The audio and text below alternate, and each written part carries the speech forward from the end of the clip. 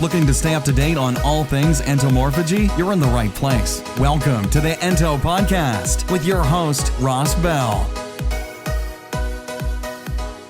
Hi, you're listening to the Ento Podcast, and I'm your host, Ross. It's not the usual show this time. It's the first in an interview series where I get to talk to the people behind some of the companies and the farms that we featured in previous shows. I'm really excited about today's interview, because not only is it the Ento Podcast's first and my first interview, but it's with Lee Cadesky, one of the brothers behind One Hop Kitchen and the innovative food ingredient producer Seafood Foods. They've been featured in the Daily Mail, LA Times and Popular Science, to name a few. And I first managed to get to meet the brothers last year at the food show in London, and had the opportunity to try their tasty and innovative bolognese sauce, which is made with their textured insect protein. And I've wanted to talk to them a little bit more about the product ever since. Today Lee talks about their journey to create the textured protein, or tip, along with the insect powders, and how he sees the future of the insect food market going. So after the interview, don't forget to say hi to Lee on Twitter at One Hop Kitchen. But without further ado, sit back and enjoy my conversation with Lee Cadesky from Seafood Foods and One Hop Kitchen. Hi, and I'd like to welcome Lee Cadesky onto the show. So, hi Lee, how are you? Yeah, brilliant, well. Thanks. Ross. Managed to avoid a lot of the storm brine that was heading out this way. But I'm glad to hear. We avoided it too, but we understand. But yeah, so whereabouts are you? You're Toronto way. I am in sunny Toronto, Canada. So getting used to, or coming up to winter where you'll be scraping your cars off. That's the plan, unless climate change has something to say about it. It's been an unseasonably warm October. So thanks for coming onto the show. I sort of had the opportunity to meet you in early to last year. It must have been about this time when you guys were over at the Food Matters Live over at the XL, sampling your bolognese. Just to sort of get started, are you able to tell us how you came into sort of the entomophagy form and how you came to get this cricket tofu with the seafood? Yeah, sure. So I was a grad student at Cornell in food science back in 2014. And I was doing a lot of research on dairy chemistry and looking a lot about proteins and texture. And I got really interested in edible insects. It just, it seemed like a fascinating new area for food science. And in particular, it seemed kind of like an unsolved problem. In particular, of how we get insects to really be in the middle of the plate as the main dish and is something that is really made entirely from bugs. So I was trying to, in all honesty, win a trip to Portugal in a competition for food security. And I got a little team together, had this crazy idea of trying to make something like fish cake or like mock crab, but out of bugs. And so we spent some evenings and weekends in a little lab and created what we then called Seafood, what we now call TIP, or textured insect protein, which is kind of like tofu but made out of bugs. It's a general process for texturizing insect proteins into a multifunctional meat, dairy, and egg replacer. It just looks kind of like a block of tofu. You can slice it, crumble it, cube it. It works in a lot of different ways, and you can make just about anything out of it. You can also make it from any insect species. And what's neat is we get different flavors, textures, colors, depending on the different bugs. Oh, okay. Because I think on the stall it was a slightly greyish colour. So would that just be because it's the house cricket? That's from the cricket. Yeah. So we work as well, exclusively with the house cricket. We're kind of cricket connoisseurs. So we stay away from the banded cricket. So we just don't like the flavor on it. But the house cricket, the textured insect protein we make of it can be kind of gray, kind of beige.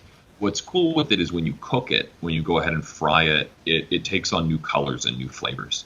So it browns beautifully, and when you cook it in just some oil, it'll brown like ground beef. I was just going to say, as I know, when I started, I just thought that crickets would taste like crickets. It didn't matter what sort of species there were.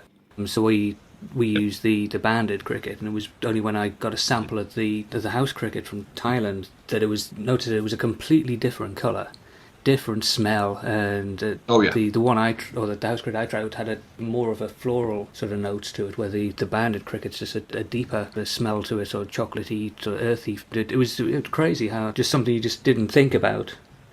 Oh yeah, that got us for a really long time. I mean, we actually, when we started this project for a year and a half, we didn't work with crickets at all because we were convinced they didn't taste good, because we had been getting bad quality crickets, and nobody was going to tell us. There was no way to know, and it's not like there's some book you can read somewhere that says, hey, this is what a good quality cricket. tastes like, and how it should be raised. That's always just been a challenge that we run into in this industry. Is it's new. There isn't really research to fall back on for a lot of these things, and we need to figure them out ourselves. So we actually, I still remember the day we decided to sort of rethink crickets altogether. We had been asked by somebody to try and make a 50-50 burger that was half our textured protein, half beef, and to do it using banded crickets. And we tried, and we made the 50-50 burger, and we couldn't even bear to smell it.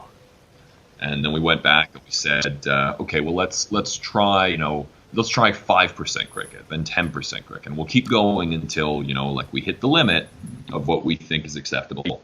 We couldn't eat the 5%. Oh, God. And was that bad? we were banging.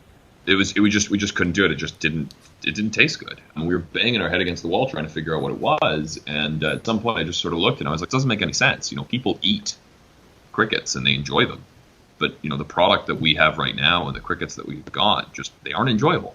So, there's got to be something here that we're missing. And at that point, we just said, we were dealing with one supplier, and we said, well, let's see if maybe it's the crickets. And we just reached out to every farm we could find that was raising crickets and got samples and just tested them. And we found, even within the same species, huge variation from one farm to the next in terms of the quality of that cricket. And, across species, huge variations to the point now where we only work with Ecetta domesticus, the house cricket. So was it hard to find the farms? Because obviously there's the big farm in sort of Canada, but were you sort of going to say south of the border? Were you going into the US, or were you using sort of pets? So we went to the US. We only use food grade crickets. We only do things that are above board in terms of what we're looking to. No, process for when you were doing your sort of your experimenting, was it easy to find sort of food grade at the time? So the food grade side has been sort of creeping up, and there've been a number of other players in Canada and the US that have been helping get even some older cricket farms online and get them to be food grade. So we've seen some nice traction there because cricket farming goes back way before entomophagy. Most of the people that do raise crickets, they raise them a lot for reptile feed and for even for fishing bait. But that industry's been around for a few decades. Yeah, it's just trying to change the hygiene level for the exactly. And the truth of it is the farms that are raising crickets for reptile feed they're not dirty anyways. It just doesn't. It's not smart to run a business that way. To operate a farm that's dirty and unhygienic. Yes, it comes back and bites you anyways. So these farms were well run to begin with. They were using proper feeds. The biggest thing, to be honest, was getting them to do the paperwork. Okay. And just show them how to deal with the regulatory agencies and what paperwork they needed to complete, what records they should keep. Maybe a few small things on the feeds and how they handled this and that. But for the most part, these are smart people who know how to run a smart business, and smart business is clean and something sanitary. like that should be helpful for the future for other people who are trying to source them. If it's easy for a lot of the reptile cricket farms to just fill in the paperwork and be able to get their. Presumably, do you have a CDAs? Because I know it's the FDA for the US. Here it's just the. Yeah, and in Canada, it would be divided between Health Canada and the CFIA, the Canadian Food Inspection Agency. Oh, sorry. Oh, just to say that the structure is a bit different, and the requirements for compliance are quite a bit different between Canada, the US, and the UK and Europe are a lot different in terms of how they legislate food as well. Tell me about it. Was as I know that when I first sort of spoke to the environmental health, so for our boroughs, it took a while for anyone to sort of try and take me seriously. Because you ring them up and you say, this is what I want to do. And they say, that's fine. And then you say, right, but I'm using crickets. And it's just when they sort of start thinking that you're a little bit of a nutter. And then because there's not a lot of people doing it, they then have to go out and try and work out what the legislation should be and work out what rules you need to follow. So, there was a bit of a struggle to begin with. Oh, no, absolutely. And we see it too when you deal with regulators is part of the challenge is just, you don't get a consistent answer. Yeah. So you might find that you call up one guy and he says, yeah, it's fine, go ahead, this is the document you need. And then you call up another guy and he has no idea because there is no communication. I'm a very firm believer that, the way forward when it comes to insects is really to do everything we can to fit them within the existing regulatory framework. My personal philosophy on everything surrounding edible insects is just treat them like food. Don't treat them like anything different. They aren't anything different. They carry the same. You have to deal with them exactly like you would any other kind of food. Just treat them like food, and to the extent that you can fit them within the existing regulatory framework, as opposed to trying to carve out something special and specific, it's much more successful, I think, and a lot easier to actually get products out to market. Yeah, no, that sounds fair. So when you were doing your tip, the textured protein, so I know the bolognese that I tried was you did a cricket bolognese and a mealworm. Both for the textured protein, were they the two main sort of insects that you experimented with, and sort of the different genes in there, or did you try? The biggest thing, so we've worked with about 6 different species so far, and I've got about half a pound of bee larvae in the freezer that I'm meaning to get to as well. We've found our process, we can adapt it to any insect species, and that's a really exciting prospect for us, because it means we can really transport this to different places depending on what makes the most sense to raise, or what is to taste. The biggest thing for us is honestly just supply. Crickets and mealworms are really the only thing right now that we can get our hands on in significant quantities and at a reasonable price. The cost of food grade insects can be pretty prohibitive, especially when you get into less common species. We are starting to see some new supplies come into the market, and I'm hoping to see about even grasshoppers starting to get in 2018 and starting to see some products made with them. Then the grasshoppers can have a phenomenal flavor. There's a lot out there. It needs to build. Yes, I've tried so we've over in France there's Jiminy's, and they do sort of the flavor. And I've only tried their flavored grasshoppers, but like I say, the flavoring sort of overtakes what the actual insect would taste like. So I'm presuming that you were doing dairy, so food sciences. Where were you sort of planning on sort of going before you sort of got brought across to the insects?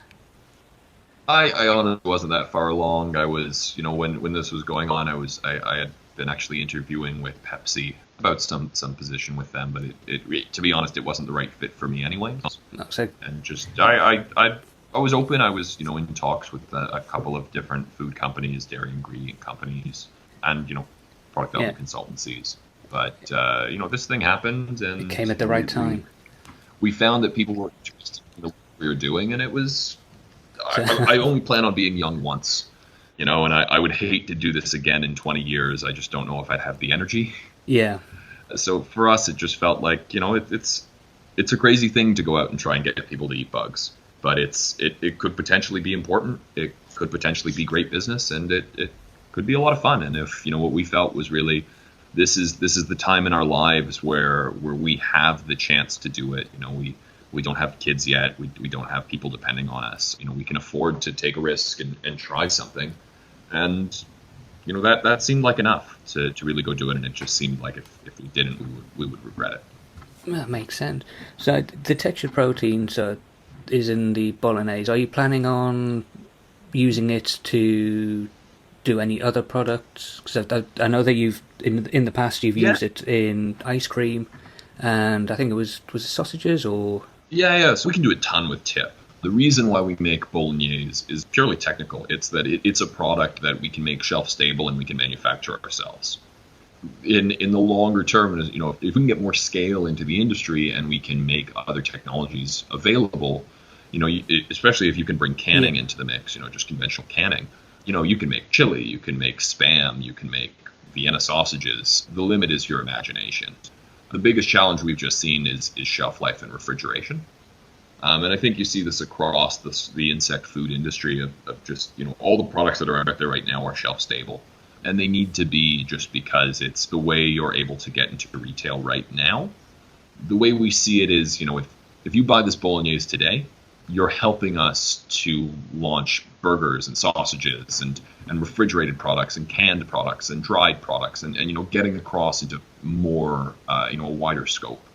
But it takes time, and a big part of it is just building up the market so that, retailers see the opportunity, so that they're willing to accept, to take a risk on a product like this and feel confident that it will sell.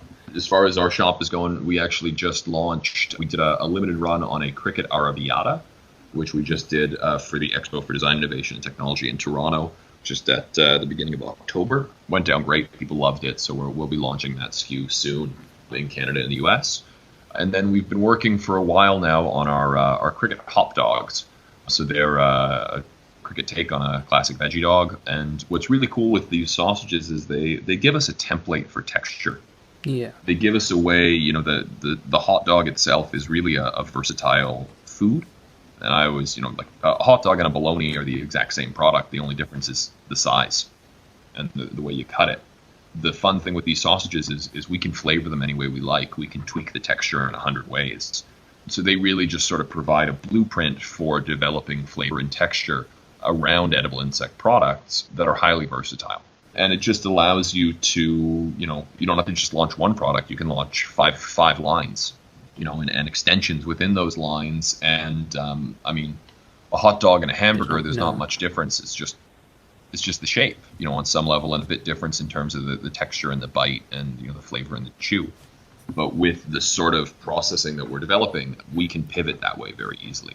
We're looking to launch these in the next few months, and we've been sampling them just at a bunch of different events around Toronto, as we sort of had the opportunity to sample them in New York. We've sampled them here at a few events too. And did the public being sort of happy to try them because they don't look like cricket? Are they? Yeah, they just look like hot dogs. And that's pretty pivotal to everything we do. I mean, we focus on abstraction, on keeping those bugs out of sight, which I think is the reality of most of your food. I mean, if you go to the store and you buy a steak or you eat a hamburger, I mean, there isn't a cow in sight anywhere. Even you go and you buy a whole chicken, I mean, you're still missing the feathers and the beak and the feet. Most of our food doesn't look like the thing it came from, and that's vegetables and fruits too. You don't see the whole tree when you buy an apple. So I know that when we've done shows, we've had sort of brownies out or cookies, and it's amazing. People will just come because they see food. Then it's food that they recognise. They will just grab it, eat it, and then as they're wandering off, they'll actually sort of stop and have a look to see what the store was actually about. And it's once they've tried it and realised that it tastes pretty good, that they come back and are more interested. And I think that's sort of one of the things that we've sort of, a lot of people find hard to try and, whether they promote the cricket side of it or whether you just sort of say that it's an alternative protein. Because I know that XO didn't used to promote the cricket side, but they've now gone and they're changing. Whereas your bolognese was lovely, and I know that when I was at the store, there were lots of people who would, because you had the 3 pots, so you had your cricket one, your mealworm, and an off the shelf, and it was good just watching the people try it to see sort of what their reaction was, and it was. So that strategy, we don't really do that one anymore, just because we found we were running through so much beef bolognese. It's sort of defining a mission statement for the company. But when we started out, that's how we did our sampling, and so we'd have 3 products for people to taste. We'd have an off-the-shelf beef sauce, our cricket, and our mealworm. And what we tell people, so we feel sort of as a value that transparency is really important, and our sort of internal. We have, our internal guideline in terms of how we look at it is, if a reasonable person could ever accuse us of misleading a customer by a practice, then we won't do that practice. So, we will always tell people what they're going to eat first, and we always ensure that we get their consent to consume insects. And so that sampling method, having all 3 there, the beef, the mealworm, and the cricket, we could tell people up front and say, hey, you're going to try 3 sauces. 2 of them are made with bugs, 1 of them is made with beef. But we won't tell you which until you finish it. At least we have their consent. If they have any allergies or anything like that, we have a chance to screen for that before they sample. And then we have an opportunity to sort of showcase that blind side of the tasting that people really want. But what we found since then, to be honest, is that our product speaks for itself. It's a great quality product. We don't need to show somebody else's to sell ours. And what we found as well is the more we've been out sampling, we found just the less pushy we can be, and the more we can make it feel that trying insects is an exciting thing, and if you do it, you'll have a good time. And framing it much more from the perspective of, this is a cool thing, you can do it right now if you want. If you don't, that's fine, but you're going to miss out on a really fun opportunity. And that has been a really successful strategy for us. What I've found too is, for one of the things I love about the bolognese is just it has a lot of smell, just because it is, we serve it hot, yes. and because it's so wet, it's a lot more volatile. And that smell can be a lot to help people get involved, because I think one of the challenges you have to appreciate with insect foods is for anybody who's going to taste a product, they expect it to taste bad. That's the problem. I think at the heart of it is that people often, maybe they're squeamish and they're not comfortable with the idea of eating insects, but on top of it, they, I think, fundamentally believe that when they eat this food, it will be bad and it won't taste good and it will be an unpleasant experience. And the more that you can create the expectation in advance of actually tasting, the more I think you can assuage that concern. And smell plays a really big role in it, because we smell most, especially when something's unfamiliar. You always smell it before you eat it. And smell really is your litmus test for, am I going to eat this thing? The other thing that we've found actually to be tremendously successful is touch. And so whenever we go out and we sample our bologneses, we always bring a little block of our textured insect protein. We show the block, and then we crumble it and we fry some, and we show what it looks like after it's cooked, to just explain the product. Okay. But we let people touch it. And I can't tell you the number of people that I get who they're standing 15 feet away from my booth. I say, hey, you want to try some bugs? They say, no, that sounds terrible. And I say, you want to touch them? And I'll tell you about it, and you can touch this thing. And that they're usually pretty okay with. And by the time I can get them close enough to start touching, that block of protein, it helps set the expectation of what they're going to taste. Now they're close enough to actually smell. And the whole experience becomes a lot warmer and a lot less frightening. And on top of that, again, you've built out the expectation of taste before anyone's tasted anything, because they have a sensory experience on texture and they have a sensory experience on smell. And both of those things are going to inform how this thing is going to taste and feel in their mouth. So by the time they're making their decisions one step at a time, and actually tasting it isn't a big leap at this point, because they've already that makes sense. It draws them in. Yeah. And I think even for if you're working with cricket flour or anything, just having a sample of that ingredient there to show people, ideally not whole bugs, because those can be, that might turn people off, but a pile of powder, is not much. And even just to say, hey, you can touch it, you can feel it, you can understand what this thing is from a really core sensory perspective. That, I think, it helps bridge that gap without actually having to get anybody to taste it. So we generally have a jar of the cricket powder that I try and get people to smell and just be able to hold it, because, like you say, a lot of people, when they see the insects, if they are squeamish, then trying to show them or get them to hold the insect is just turning them off straight away. Whereas when you give them the powder, it just looks like a powder, and it somehow relieves them a little bit. So it's quite a good way to segue into the next thing I wanted to check, because I didn't realise that you've managed to get a dissolvable powder. Because I've seen the textured insect protein, and I've obviously used the cricket powder before. So it's called insect protein concentrate, or IPC. Yeah. So yes. Was there much of the sort of experimentation that you had to do to be able to get it to a stage where it would dissolve, or with the fact that you've done the textured protein, was it just a simple sort of tweak? The textured protein certainly gave us a framework to understand insect proteins. You have to look at insects differently from a processing perspective than other things. They do have some things that just make them a little different and esoteric. And I say this, I've said this before, and it's something that I'd like to get across too. Is just a lot of people tend to compare insects to meat, to beef and pork, and they're really much like small fish. They're much more analogous to seafood in terms of their flavors and a lot of their nutrition and how they've evolved. They really are invertebrates, and they share a lot more with a shrimp than with a cow. And those considerations can inform a lot in terms of how they're best to process. Insect protein concentrate was something we've been developing for a little while, and it's designed to be what you said, water-soluble cricket flour. It is some extra work involved in the process, and it's a patent-pending process, which I can't go into too much detail about, but if you're really motivated and curious, our patents are online and public, and you can read them. But it's a matter of finding the soluble components in a cricket and utilizing them. And what we've just seen is, cricket flour, just if you've worked with it, it doesn't dissolve in water. That's the big problem with it. It doesn't really have any functionality left. And when we talk about proteins, proteins do a lot for us in terms of nutrition, but they also do a lot in food in terms of how food actually functions and we experience food. So if you think about, bread or cheese or meat, those are all foods that are structured by protein. And insects we can do the same thing with, and depending on how we process them, we can get all kinds of different results out of them. So one of the cool things with IPC is it works as an egg replacer as well. It's a strong emulsifier, so you can use it to mix oil and water. Oh, wow. It'll foam too.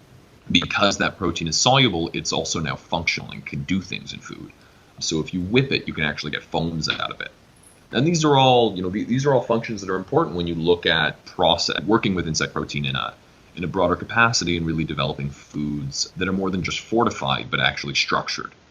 Cricket flour works great for the applications where it does, but with that whole cricket basically just roasted and ground up, you get a lot of cricket components that, they don't dissolve in water. Because I do have it in a smoothie, and if you sort of leave the smoothie for a while, occasionally you can sort of have it sort of separating, and again, it just sort of occasionally just sort of sits at the bottom of the glass, and it's been one of the things that's annoyed me about just using the cricket powder in smoothies is the fact that it, like you say, it just sort of floats around.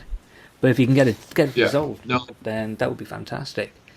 Yeah, so we're working on building up the manufacturing for this one. We've been working on IPC for a while, and are really looking forward to getting it out, because I really think, from our perspective, we focus on ingredient supply, ingredient innovation, because that's where, those are the tools that brands need to make great products. And our goal is not to monopolize the product space. We want to support brands to make a wide variety of products. And I think when you look at insect foods too, if we want to encourage adoption for insect foods, we need more contexts with which to use them. If all you have are snacks, those work, and those will get insects across, and they'll get them into the mainstream diet.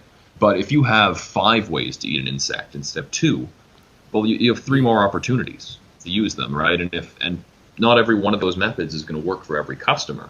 If we want this to have broad support, it needs to have broad application. No, I completely agree, and it just blows my mind that you can get into a foam. So you just think of sort of the fancy restaurants where it has the foam on the side, and that can be a cricket foam, just adding a little bit of a different sort of flavour to the dish. Then brilliant, rather than just having a bowl of dried crickets or a brownie in my case.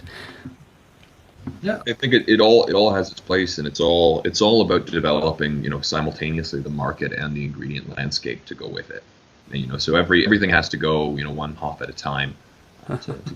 But that's how it is, and that's how you make progress. It's slow and deliberate and grueling, but it works. Yeah. No. So if people wanted to check out the textured protein, is that purely on the seafood foods website, or is it something they're going to be able? Are you planning on sort of selling it like a tofu block or a tamari block, where someone can buy that and just sort of cut a slice off and sort of use it themselves?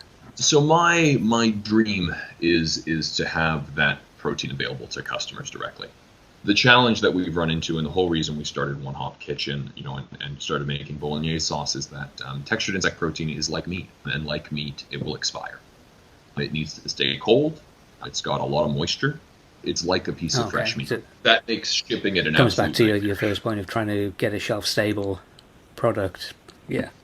Yeah. So our goal is to get to that point where you can go and buy my ingredient and you can make whatever you like, and that's where I'd much rather be. Because you know what? I make a great tomato sauce, but maybe you've got a better recipe, or maybe you don't like tomatoes. Yeah.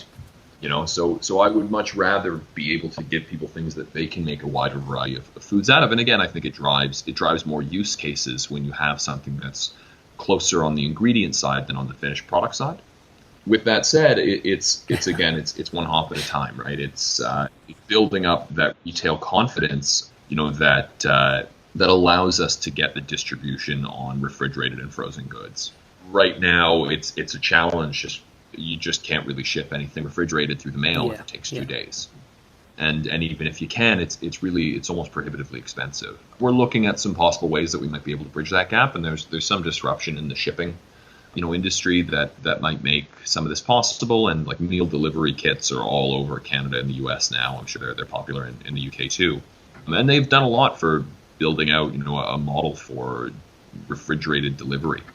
That might present some opportunities for how our space can operate too, and how it might be able to just cut out retail altogether and find, avenues and access to customers. Yeah, that are interested in, a wider culinary landscape. And, for me, it always hurts a little bit, only because, I see it in that our customers, for the most part, are foodies. They're people that really love food. They love cooking. They love experimenting with food and touching it and experiencing it. And for the most part, they aren't interested in a pre-made tomato sauce. They're happy to have it, and they can understand why it's exciting and different, but they'd rather make their own. That's what they love to do. And I can so empathize with that because I'm a foodie too. That's why I'm here. It's just a matter of bridging those business gaps as to how we can make that happen. And I think, it's slowly happening as the market is developing and as, people are realizing that this, pardon the pun, this industry has legs and maybe even me. But it's all, it's all steps to get there. And I think when we can, we'll see a lot more opportunities because, you'll just have a consumer who's more excited to work with this because there's more they can do. No, that's exciting stuff. So I know that I've had issues getting the bolognese because of my location. So for listeners who'd like to sort of go out and try some of your products, whereabouts are they able to get hold of some? Is it just in sort of Canadian stores and the US? Yeah, unfortunately right now we're just in Canada and the US. We're looking at some opportunities in Europe and Asia, but it's just a matter of seeing what makes business sense as we sort of grow. We are, if you happen to be in Canada or the US, we are in Mom's Organic Market, we are in Goodness Me stores, and we are in Loblaws at Maple Leaf Gardens in Toronto. And we're also online at onehopkitchen.com, ONEHOPKITCHEN. Seafood foods, we do primarily wholesale ingredient supply. So if you're a business, a restaurant, an entrepreneur looking to work with insect protein, wherever in the world you are, shoot us an email, let us know where you are. Yeah. We love saying yes. So to the extent we can make it happen, we're happy to. The thing with refrigerated products is it's about as difficult to ship 1 pound as it is to ship 500. Yeah. But it's much more worthwhile to do the work for the 500. So we focus on that wholesale supply because of that opportunity in shipping and economy. And we're delighted to work with anyone who shares our vision and mission and wants to get tasty, delicious, fantastic. So I'll sustainable put bugs links out. to both of those sites in the show notes. Just want to be respectful of your time. One question I've got to ask before we sort of say goodbye. You work with your brother, so Ellie. How do you find working with a sibling? Because I know that I love my brother to bits, but there's no chance I would ever sort of go into business with him. Have you sort of had any sort of issues, or have you sort of split the tasks up where? So with Ellie and me, it divides quite cleanly. Just in that, I'm my background is science and engineering. Ellie's is really finance and business. So we get a pretty clean delineation on sort of who works on what in that way. And my brother's a smart guy. He's a good guy to work with and a good guy to have working with you. He's also still my brother, and I've known him since I was 0. Yeah. We know how to get on each other's nerves if we want to. And you have to plan the appropriate strategies for just, you have to understand how you're going to resolve conflict in a family compared to in a business. It's a different relationship, and, being brothers bleeds into everything we do. But at the same time, I mean, I wouldn't think of anybody else to work with. I happen to have someone who, I know very well, who happens to be, good at business and understands finance and can provide a lot of asset to the business. But there's no substitute really just for the amount of trust that I'm able to leverage by working with my brother. And that honestly is just a really, really big value for working with family of just, we handle a lot of cash. We deal with a lot of things where it just requires trust between two people to know that, you're going to be respected and treated fairly. And I have that confidence with my brother like I don't think I would be able to have with anybody else. And you just know that, we fight all the time, but we know that, we're gonna be brothers at the end of the day, no matter what. And if nothing else, it drives you to find speedy resolutions to any conflicts you have, because you that is a relationship you can't afford to sacrifice. Yeah, sounds brilliant. I still wouldn't work with mine though. Maybe that says more about my brothers. That's fair. It's got to be the right. But no, that's fantastic. So, thanks very much for spending time for today. Have you got anything else that you'd sort of like to sort of tell the listeners about? If you're in Korea, I will be in Korea at the International Agricultural Exhibition. That is at the end of the month, October 26th to 29th, I think we'll be exhibiting there. And then brand new, I will be at the Maker Faire in Rome. That will be sometime between November 30th and December 4th. I'm still finding out the details, but we will be there. That will be us back in Europe this winter. So if you happen to be in Rome or you're looking for an excuse to go, it should be a really cool event. And it's not just us. There'll be a ton of different food tech events. Is that seeds and chips, or is that a different one? No, I think seeds and chips is it's earlier in the year, I think, aren't they? This is Maker Faire. Okay, brilliant. So yeah, if people want to get hold of you, they'll put the links to One Hop Kitchen and to the Seafood Foods in the show notes. I'm presuming, or they can send you a tweet and follow you at One Hop Kitchen on Twitter. Everything One Hop Kitchen, everything Seafood Foods, CFUFOODS, One Hop Kitchen, ONEHOPKFTCHEA. Fantastic, brilliant. It's been wonderful talking to you. So thanks, Lee. Thanks a lot, Ross. Yeah, have fun in Korea. It was a great interview, so thanks a lot for Lee for sparing his time today. Don't forget you can find links to all of the things mentioned in today's interview in our show notes, and they can be found at theentopodcast.co.uk/Lee. And don't forget to say hi to Lee and the guys at One Hop Kitchen on Twitter at One Hop Kitchen. You can find out more about One Hop Kitchen at onehopkitchen.com and Seafood Foods at seafoodfoods.com. That's CFUFOODS.com. And don't forget to say hi on Twitter at One Hop Kitchen. And until next time, this is Ross saying ta-ra for now.